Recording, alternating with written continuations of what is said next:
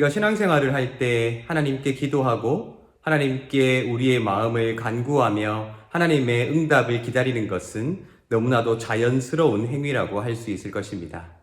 하나님은 우리와 관계를 맺기를 원하시고 우리가 하나님을 알아가고 또한 하나님의 마음을 알아가며 그렇게 하나님의 것으로 우리의 마음에 채워주시기를 원하시는 분, 그렇게 어쩌면 하나님께서 우리를 통해 무엇인가를 받기만 하시는 분이 아니라 하나님의 것을 우리에게 채워주시기를 원하시는 분이라는 것을 우리는 알고 있기에 어쩌면 우리가 기도함으로 또한 예배함으로 다양한 신앙의 행위를 함으로 하나님과 우리 사이의 교제를 이어가고자 하는 것은 우리에게 지극히 당연한 일이라고 할 수 있을 것입니다. 그런데 때로 우리가 신앙생활을 하게 되면서 하게 되는 질문들이 있지요. 그 가운데 하나는 왜 하나님은 내가 기도할 때에 즉각적으로 응답하지 않으시는가 하는 것입니다. 우리가 삶을 살면서 만나게 되는 수많은 고난들 속에 하나님 앞에 기도하게 됩니다. 물질의 고난을 당할 때, 또 건강이 상했을 때에, 마음에 낙심이 찾아왔을 때에 하나님 앞에 내가 당하고 있는 고난을 해결해 달라고 요청하는 기도를 드리는 것은 어쩌면 하나님께서 모든 것들을 하실 수 있는 분이라는 사실을 믿는 우리로서는 당연한 일이라고 할 수 있을 것입니다. 그런데 어찌 된 일인지 우리가 기도할 때 항상 하나님께서 즉각적으로 응답하시는 것은 아니라는 사실을 우리가 발견할 때가 있게 된다라는 것입니다. 여러분들은 그런 질문을 해보신 적이 없으신가요? 왜 하나님은 침묵하시나? 왜 하나님은 즉각적으로 내 기도에 응답하지 않으시나? 하고 말입니다. 사실 어쩌면 이 질문에 대답할 수 있는 분은 하나님밖에 없기에 근본적으로는 그 모든 것이 하나님의 영역이라고 말할 수밖에 없는 것도 사실일 것입니다. 그런데 저는 우리가 읽고 있는 이 시편을 통하여서 우리가 질문의 방향을 조금만 바꾸어 보면 어떨까 하는 생각을 해보게 됩니다. 왜 하나님은 내 기도에 즉각적으로 응답하지 않으시는가 하는 하나님으로부터 나에게 이르는 질문의 방향이 아니라 그렇다면 하나님의 응답을 기다리며 나는 무엇을 할 수 있을 것인가 하는 질문의 방향으로 이 질문을 한번 바꾸어 보면 좋겠다라는 생각을 해보게 되었다는 것입니다. 오늘 우리가 읽을 말씀은 시편 40편의 말씀인데요. 이 시편 40편의 말씀은 우리에게 굉장히 잘 알려진 구절로 노래가 시작한다는 것을 우리는 발견하게 됩니다. 제가 1절부터 3절을 먼저 읽어드리도록 하겠습니다. 다윗의 시 인도자를 따라 부르는 노래. 내가 여호와를 기다리고 기다렸더니 귀를 기울이사 나의 부르짖음을 들으셨도다. 나를 기가 막힐 웅덩이와 수렁에서 끌어올리시고 내 발을 반석 위에 두사 내 걸음을 견고하게 하셨도다. 새 노래 곧 우리 하나님께 올릴 찬송을 내 입에 두셨으니 많은 사람이 보고 두려워하여 여호와를 의지하리로다. 아멘. 이 말씀에 의하면 지금 다윗은 여호와를 기다리고 기다렸더니 그가 응답하셨도다라는 이미 경험되어진 응답의 역사를 이야기하고 있습니다.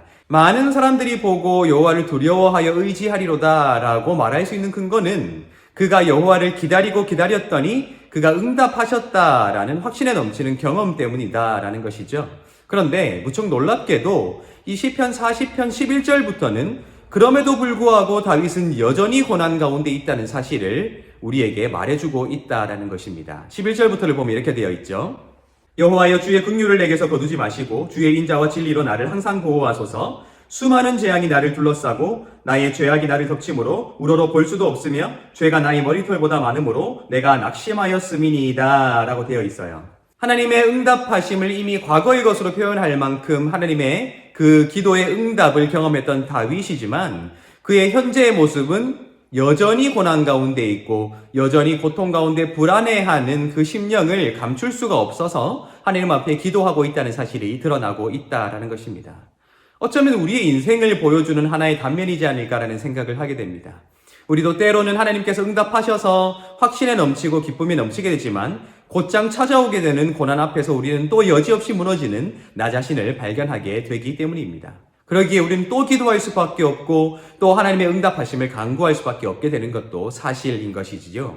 그런데 우리에게 찾아온 그 수많은 시련들 앞에서 하나님이 여전히 응답하시지 않는 것 같이 느껴질 때에 우리는 왜 하나님은 응답하지 않으시는가 하는 질문을 하게 되지만 오늘 이 시편 40편의 말씀에는 다윗이 그 하나님의 응답과 응답 사이 여전히 자신의 현재를 구성하고 있는 것이 고통일지라도 고난일지라도 그가 어떤 것을 하고 있는가 하는 것이 우리에게 드러나고 있다. 다윗이 그렇게 고백하고 있다라는 것이 우리에게 보여진다라는 것입니다. 40편 8절부터 10절을 읽어보면 이렇게 되어 있습니다. 나의 하나님이여 내가 주의 뜻 행하기를 즐기오니 주의 법이 나의 심중에 있나이다 하였나이다. 내가 많은 회중 가운데에서 의의 기쁜 소식을 전하였나이다. 여호와여 내가 내 입술을 닫지 아니할 줄을 주께서 아시나이다. 내가 주의 공의를 내 심중에 숨기지 아니하고 주의 성실과 구원을 선포하였으며 내가 주의 인자와 진리를 많은 회중 가운데서 감추지 아니하였나이다. 다윗은 이미 과거가 되었지만 하나님께서 응답하셨던 그 역사를 기억하고 있습니다. 그리고 다윗은 여전히 고난 중에 있기에 또 그렇게 응답하실 하나님의 그 역사를 기다리고 있습니다. 오늘 1절에 말하고 있듯이 기다리고 기다렸더니 라고 말했던 그 시간들이 여전히 다윗에게 반복되고 있는지도 모르겠습니다. 그렇게 다윗은 응답과 응답 사이 여전히 자신을 채우고 있는 그 고난의 시간 속에서 결코 하나님의 응답하심을 기다리고만 있는 것이 아니라는 사실이 드러나고 있지요. 그리고 왜 응답하지 않으십니까? 하는 한탄으로만 그 시간을 보내고 있지 않음이 드러나고 있습니다. 오히려 다윗은 하나님의 신실하심과 구원하심, 성실하심을 자신의 입술로 선포하고 있노라고, 그렇게 선포하였노라고 하나님 앞에 고백하고 있다라는 것입니다. 우리는 이 다윗의 모습을 통해 왜 하나님께서 응답하지 않으실까 하는 질문을 던질 수밖에 없는 우리의 인생 중에 이 질문의 방향을 조금 바꿀 필요가 있다. 제가 말씀드렸었죠. 하나님께서 왜 응답하지 않으실까라는 질문보다는 하나님의 응답을 기다리며 내가 할 수 있는 것은 무엇일까 하는 질문을 한번 해보면 좋겠다는 생각을 하게 되었습니다.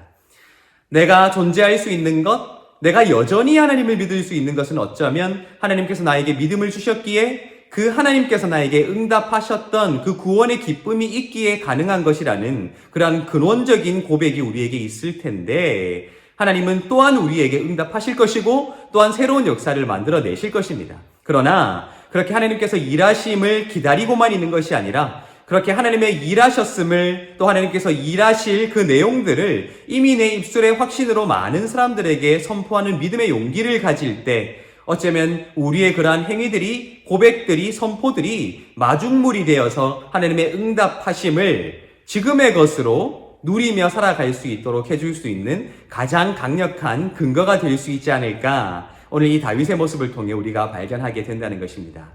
여러분, 여전히 우리는 고난 가운데 있을 수 있습니다. 또한 여전히 아파할 수 있습니다. 하지만 우리는 자라나야 합니다.